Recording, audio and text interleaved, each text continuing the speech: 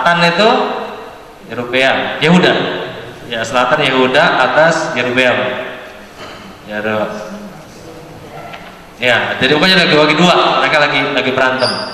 Bukan anak nabi atau imam, bukan anak hakim, bukan anak advokat, bukan anak presiden. Saya dulu waktu masuk ngelamar kerja, masuk ke tempat kerja, saya suka heran.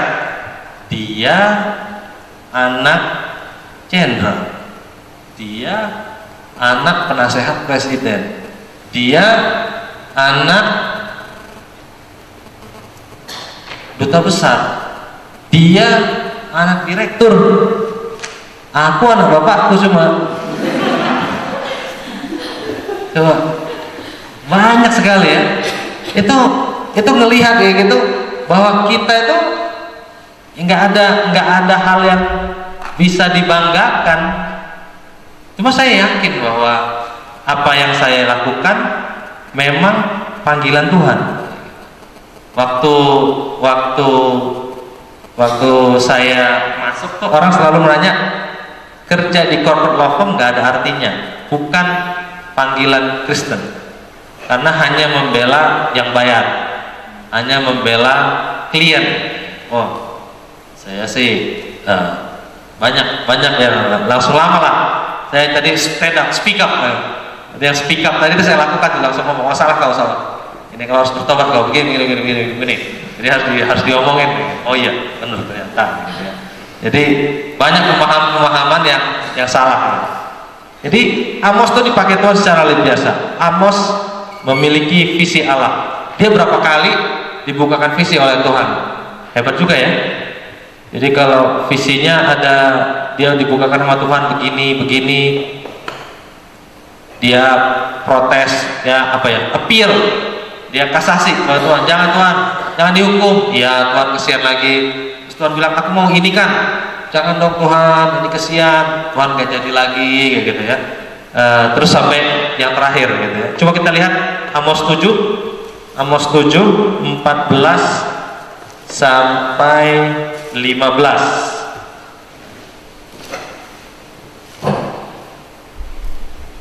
Jenny Sylvia Sari Sirait, CS3. Jawab Amos kepada Amazia, aku ini bukan nabi dan aku ini tidak termasuk golongan nabi, melainkan aku ini seorang peternak dan pemungut buah arah hutan. Tetapi Tuhan mengambil aku dari pekerjaan mengiring kambing domba, dan Tuhan berfirman kepadaku, pergilah, berbuatlah terhadap umatku Israel. Ya, ini bukan siapa-siapa, tapi Tuhan memanggil dia, Tuhan menyatakan dirinya kepada dia, dan dia meresponi. Lanjut. Nah, apa yang bisa kita lihat dari ketiga teladan ini? Yusuf, Daniel, dan Amos. Ketiganya mempunyai hubungan yang dekat dengan Allah. Ini yang utama teman-teman. Jadi talenta tadi tanpa hubungan yang dekat dengan Allah hanyalah talenta. Gitu. Tuhan memang mengharapkan kita mengembangkan talenta, tapi Dia juga mengharapkan kita dekat dengan Allah sehingga Dia bisa tahu apa yang akan kita lakukan. Teman-teman semua ini rajin gak satu? Saya kadang-kadang suka sungkan nanya hal seperti ini, karena menurut saya itu udah given kayak gitu ya. Masih rajin gak satu? Anak rajin gak satu? Masih ada bolongnya, tapi ada usaha untuk tetap rajin kayak gitu ya. Tapi luar biasa gitu ya. Kalau orang mengatakan miracle happens di dalam God at Works, itu saya bisa menyaksikan banyak sekali. Ya gitu. Saya suka sharing ke teman-teman BPC. Ya gitu ya, gimana klien marah-marah, sudah mengatur strategi. Baca firman Tuhan, ngomongnya apa, Tuhan bilang, baik-baik aja tuh kliennya, malah kasih kerjaan lagi. Minggu lalu ada klien yang nggak mau bayar. Jadi saya mau taruh invoice, saya keluarin invoice, dia nggak mau bayar. Saya dipanggil. Dia panggil. Kenapa Bu? Gitu kan. Oh nggak apa-apa Pak. Pesannya ke saya, dia kurang puas atas service dan mau komplain. Nah, saya tahu kalau klien komplain biasanya ujung-ujungnya minta diskon. Itu sebagai dasar tuh kayak gitu kan. Terus saya dipanggil, dia bilang enggak kok Pak Ginting, saya sudah tanda tangani invoice-nya, cuma saya ada masukan ini sedikit. Tapi kita ada pekerjaan baru lagi dan saya mau kantornya Bapak juga yang mengerjakannya. Ya, gitu. Jadi nanti ada pekerjaan tambahan dan ada proyek pekerjaan yang baru. Saya lihat ya, Tuhan tuh baik banget ya kayak gitu. Padahal saya udah siap-siap mau ngatur nih mau apa gini caranya ya. Tapi waktu saya datang, memang waktu saya berangkat sehari sebelumnya saya mendengar salah seorang pengurus BPC bagaimana Tuhan menyertai dia dalam pekerjaan, dan saya teringat banget itu dan saya berdoa bahwa Tuhan ini akan saya lakukan, kiranya Tuhan berkati gitu ya. Sampai di sana memang semuanya baik gitu, dan dia malah respect dengan apa yang kita lakukan, dan banyak lagi ya. Jadi saya tuh saat teduh bukan di kamar sih, saat teduh di mobil gitu. Jadi dari rumah ke kantor itu sekitar 1 jaman lebih lah, 1,5 jam ya, cukup baca Alkitab, cukup doain orang, cukup dengar musik, cukup tiduran juga, cukup semua, banyak hal yang bisa dilakukan. Nah, tapi memang firman Tuhan itu yang mengajarkan setiap hari itu luar biasa, gitu ada saja yang dia nyatakan ya. Jadi kalau kita memang tidak bergaul dengan Tuhan, ya akan susah bagi kita untuk mengatakan apa isi hati Tuhan dan apa yang Tuhan ingin lakukan kepada kita. Nggak ada caranya, kecuali teman-teman main-main di pantai, naik perahu dimakan ikan paus. Nah itu ya, kalau itu mungkin ya dengan cerita-cerita waktu kita masih kecil ya, kita Yunus dimakan ikan paus. Ya, itu pun ada pernyataan Tuhan terlebih dahulu kan. Kalau di sini kan nggak ada. Gitu. Memang revelation-nya ya dari firman Tuhan. Gitu. Nah, setiap menjalankan panggilan Tuhan. Dari situ setelah teman-teman mengetahui, baru teman-teman tahu bagaimana panggilan Tuhan. Nah, terus kemudian kita juga melihat bahwa mereka itu dipakai Tuhan secara luar biasa. Mereka ini, ketiga tokoh ini merencanakan karirnya nggak sih? Lulus dari fakultas hukum mereka mau jadi apa gitu? Ini lulus dari tukang kayu, tukang pemungut tadi mereka mau jadi apa? Yusuf dia rencanakan nggak? Aku nanti akan jadi yang paling cantik, paling ganteng ya, paling ganteng, bajunya paling bagus. Setelah dibuang di sumur, nanti aku jadi begini. Enggak. Tapi dia setia mengikut, dan sampai akhirnya dia mendapat promosi ya di Mesir. Dipakai Tuhan secara luar biasa. Nah, teladan apa yang kita lihat dalam kasus ini? Nanti kita akan diskusikan gitu ya. Nah, ini teman-teman nih mau lulus. Ini banyak, tadi udah ada yang mau ngelamar katanya, lamar pekerjaan. Nah, kesalahan utama itu adalah teman-teman yang nantinya lulus dan mencari pekerjaan. Yang tadi yang lulus tadi udah bekerja semua belum? Ada beberapa yang kerja? Belum, lagi cari ya. Ambisi ya, mencari ini salah utama adalah ambisi. Nanti beda-beda tipis nih antara ambisi pribadi sama teman-teman yang tahu. Gak, kalau kita bisa dibohongin, saya bisa dibohongin, mama sama bapak bisa dibohongin, pacar bisa dibohongin, Kak Vivi aja bisa dibohongin, tapi Tuhan gak bisa dibohongin. Itu ambisi pribadi atau benar panggilan. Nah itu harus jujur. Kalau di hadapan Tuhan gak bisa jujur ya kita ngomongnya lain, liganya lain tuh. Liga bukan liga primer namanya, Liga Champions ya, Liga Champions yang dibawa. Menyenangkan keluarga, ini kesalahan paling banyak orang Batak. Orang Batak itu sehebat apapun dia paling takut sama mamanya. Bener kan? Bener kan? Bener. Kalau mama udah nangis, iyalah aku ikut kata mama aja lah. Senjata mama paling besar memang nangis.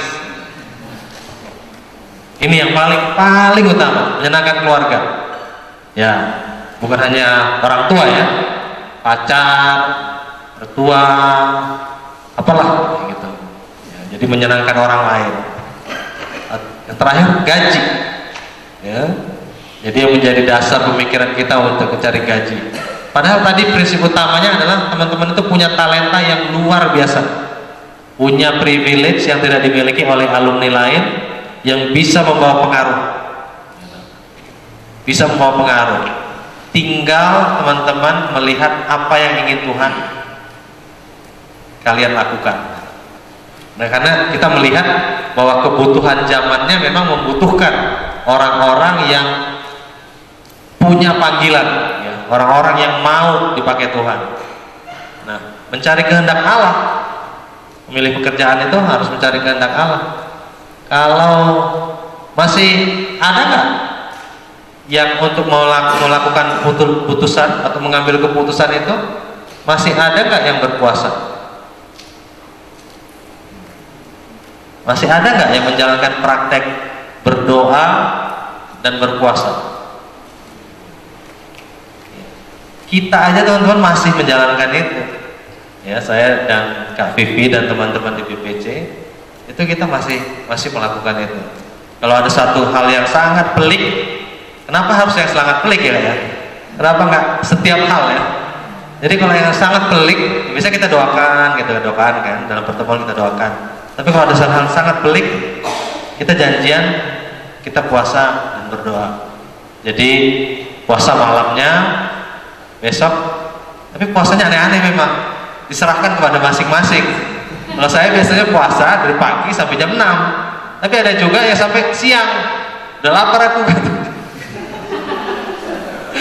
Nah, jadi intinya sebetulnya dalam puasa itu kita membaca firman Tuhan, ya. Kita membaca firman Tuhan, kita berdoa, dan kita meyakini pada saat itu Tuhan akan membukakan sesuatu.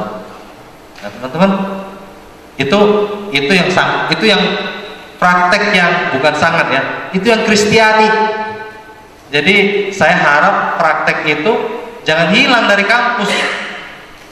Ya, kalau dulu mah kita sering banget, makanya saya kurus dulu waktu kuliah, nggak ada cewek yang mau, saking kurusnya dan hitamnya gitu ya.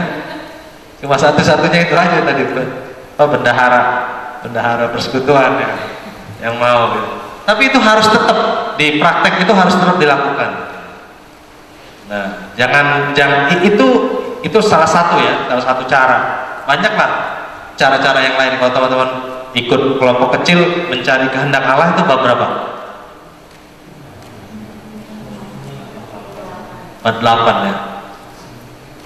48. Cari kehendak Allah itu hal yang utama.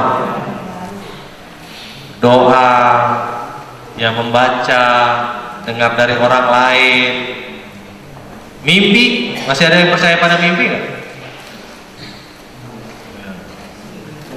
Ya, saya baca buku sih ada ya, tapi nanti itu yang hal yang lain lah. Kita sebagai dalam satu pelayanan bersama dengan BPC, kita mau melihat bagaimana kita bisa menggumuli suatu hal, mencari kehendak Tuhan bukan secara individu, tapi secara kolektif. Nah, dari situ, dari pengertian itu dibukakan mencari kehendak Allah secara kolektif sangat dimungkinkan jika tidak ada dosa di antara anggota-anggota yang kolektif itu. Begitu ada satu dosa, itu nggak mungkin lagi. Dan itu sangat berat. Gitu ya. Jadi luar biasa gitu. Tapi ya kita mau coba belajar aja. Bekerja adalah pelayanan, berpusat pada Allah. Jangan menganggap bahwa apa yang teman-teman lakukan, pekerjaan itu tidak ada artinya dan sia-sia. Terakhir itu hanya dengan Allah saja kita dapat mengetahui rencana Allah. Nggak mungkin tahu rencana Allah dari kakak rohani. Nggak mungkin tahu rencana Allah dari teman kelompok kecil atau teman apa? Kita tahu rencana Allah, dari firman Tuhan, dari jawaban doa. Tuhan akan ngomong, pasti. Itu jelas. Jadi kalau memang belum, ya dicari. Kalau memang belum tapi nggak dicari, diam-diam aja ya susah kita.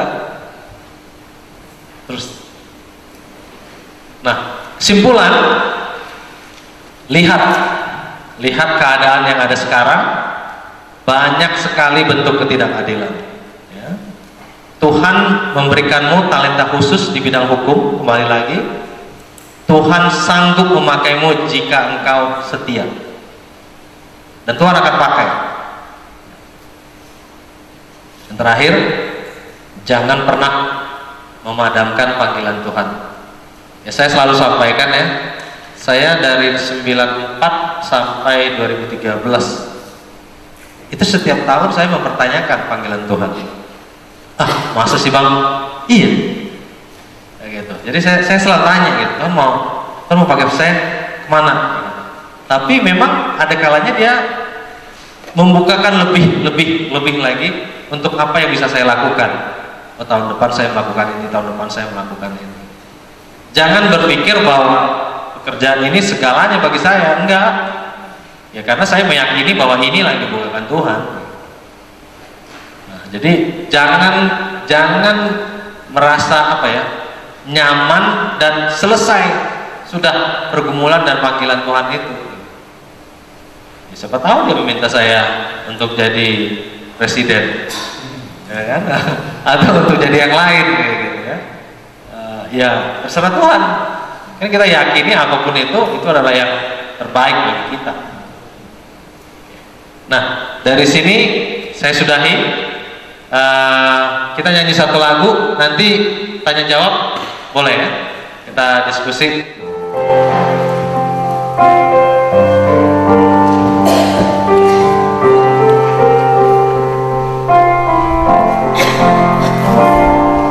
Yesus panggil saudara menjadi anak-anaknya yang bekerja dan setia, memuliakan namanya. Oh Yesus, jadikan aku hamba-Mu. Oh Roh Kudus, berikanlah kuat kuasa-Mu, ubahlah hidupku menjadi saluran berkat. Terimalah doa ini yang kupanjatkan padamu.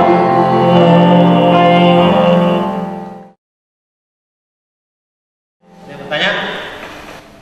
Nama saya Charles dari Malang. Ada 3 hal yang perlu saya tanyakan. Yang pertama, tadi menurut Pak Daniel ada 2 hak istimewa mahasiswa hukum yang membedakan dengan mahasiswa yang lain. Menurut saya juga itu hak sebagai legal drafter juga bukan hak istimewa juga yang tidak dimiliki oleh mahasiswa yang lain juga. Terus yang kedua, kenapa Pak Daniel akhirnya memutuskan untuk mengambil profesi advokat? Kenapa tidak yang 2 tadi? Tadi kan Pak Daniel sempat sampaikan mungkin karena anti suap menyuap, ya, karena profesi yang lain itu kan. Tapi yang saya tanyakan, apa yang benar-benar membuat Pak Daniel akhirnya memutuskan mengambil profesi advokat? Karena kan kalau kita lihat advokat kan sendiri bisa dibilang penghasilannya kan bisa tidak tetap juga begitu ya. Kalau ada rezeki, kalau tidak ada ya. Itu juga kalau dalam keluarga juga, misalnya yang sudah berkeluarga juga istri itu tidak bisa menerima juga kan seperti itu. Itu yang kemudian yang ketiga, kenapa banyak guru besar dari kita yang memang jarang sekali yang menghasilkan literatur yang integrasi gitu antara iman dan ilmu gitu. Nah kalau kita lihat kan di saudara-saudara kita yang di seberang sana kan sudah memulai. Misalnya kalau kita lihat kan ada teori-teori hukum tata negara dalam konteks fikih atau misalnya dalam konteks hadis misalnya. Tapi jarang sekali kita menemukan itu ya, guru-guru besar kita yang Nasrani yang menuangkan itu. Benar sekali. Jadi legal drafting itu memang juga merupakan privilege bagi kita advokat. Saya baru-baru ini diminta untuk mereview dan memberikan masukan tentang rancangan undang-undang desa, dan itu nggak gratis pula itu mau dibayar miliaran gitu. Jadi dimintakan kepada saya untuk melihat rancangan undang-undang desa dan memberikan masukan tentang kehidupan yang bisa mendukung kehidupan ekonomi pedesaan gitu. Nah dan ternyata ada yang mau membayar pula gitu. Kadang-kadang saya berpikir, kok kenapa saya gitu kan, kita ini corporate, kita perusahaan gitu ya, advokat perusahaan, kita ngerjain investasi, merger akuisisi, proyek, infrastruktur, pinjaman luar negeri begitu. Tetapi ada suatu kesempatan di mana kita menunjukkan bahwa kita sangat taat dan asas hukum, maksudnya supremasi knowledge-nya, dan orang-orang terkesan untuk itu dan meminta kita. Jadi untuk melakukan legal drafting itu, dan ada juga yang meminta kita untuk membuat peraturan pemerintah, peraturan pelaksana terhadap beberapa ketentuan undangan. Nah, itu terus terang bagi kita cukup membanggakan. Kita yang hanya baru beberapa kali terlibat dari analisa hukum dan perundang-undangan, ternyata bisa dimintakan dan diberikan kepercayaan. Nah, saya belum ambil sih kerjaan itu karena ada beberapa hal yang menjadi pertimbangan untuk melaksanakan itu. Tapi itu memang privilege yang sangat besar. Nah, sayangnya DPR kita sangat lemah di bidang itu. Saya ingat salah satu teman saya di Argentina, dia itu lulusan Fakultas Hukum, kerjanya adalah menjadi penasehat anggota DPR. Nah, kerjanya itu menjadi penasehat pribadi. Jadi dari legal drafting, kalau anggota DPR kita nggak perlu dinasehatin, dia buat aja semua segala macam. Yang memang kadang-kadang kalau kita kaji nggak nyambung satu sama lain. Nah, kemudian yang kedua, kenapa sih panggilannya kan bukannya tadi ada dua, tapi jadi advokat. Terus terang alasan saya yang paling besar adalah defensif. Jadi defensif artinya saya nggak mau terlibat di dalam pekerjaan yang ada unsur korupsi dan urusan sogok menyogok. Itu alasan yang paling besar. Jadi saya mencari pekerjaan di mana yang kira-kira saya tidak dipaksa untuk melakukan itu. Dan memang waktu itu kan saya bilang waktu saya mau melamar pun diminta gitu ya untuk jadi di beberapa instansi, di 2 instansi tadi. Tapi kalau untuk masalah ini kan pekerjaan swasta itu tidak dimintakan gitu. Justru dihargai. Gaji saya pertama itu $1.000 pada waktu itu kayak gitu. Jadi pertama kali gitu. Begitu wawancara langsung ditawarin. Belum saya pencet lift langsung kapan kau bisa masuk katanya gitu. Saking cepetnya gitu. Tapi itu alasan utamanya adalah saya mau bekerja di tempat di mana saya tidak harus mengorbankan iman percaya saya. Nah, dari situ pelan-pelan Tuhan membukakan banyak hal. Jadi memang selama 15 tahun, 16 tahun sampai saya membuka kantor sendiri, itu banyak tawaran. Jadi tawaran untuk pindah, tawaran untuk jadi ini, tawaran untuk ini, tawarannya macam-macam, naik pangkat.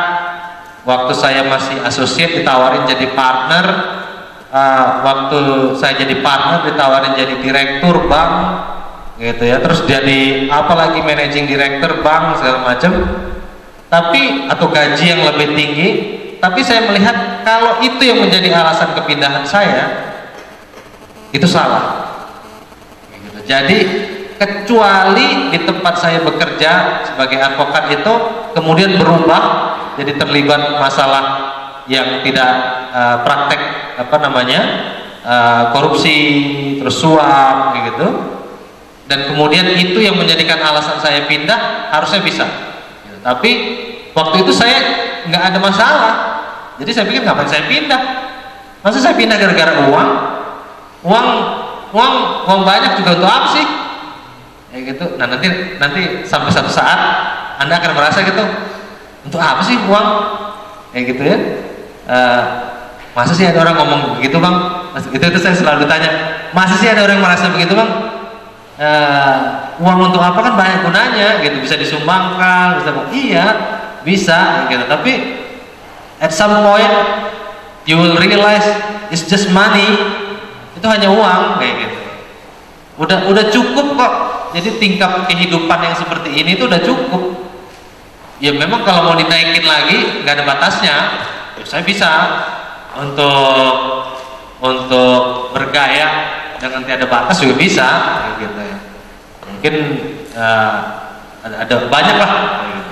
Tapi bukan itu alasannya gitu. Jadi alasan kepindahan pekerjaan pun harusnya kita menggumuli mencari kehendak Tuhan tadi, dan nggak pernah gitu bagi saya untuk meyakini bahwa iya harus pindah. Jadi itu contoh. Jadi dan ternyata kalau saya melihat Tuhan akhirnya mempercayakan banyak hal ya. Kita jadi ya tadi saya bilang ada pekerjaan pro bono, kita bisa mengerjakan pekerjaan pemerintah, kita mengerjakan pekerjaan UKM, ya, usaha kecil, usaha menengah, program kemiskinan, pemberantasan kemiskinan, proyek air bersih, segala macam kayak gitu yang mempengaruhi langsung hajat hidup orang banyak. Itu kita bisa terlibat di dalamnya. Saya nggak tahu, mudah-mudahan kalau kita tetap setia dengan itu, Tuhan akan percayakan hal yang lebih besar lagi.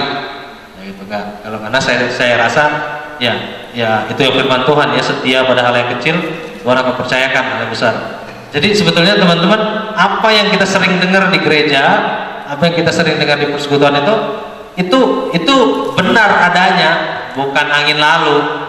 Itu kadang-kadang aja kita merasa bahwa itu udah klise ya, dan enggak, itu bukan klise, semuanya itu benar adanya.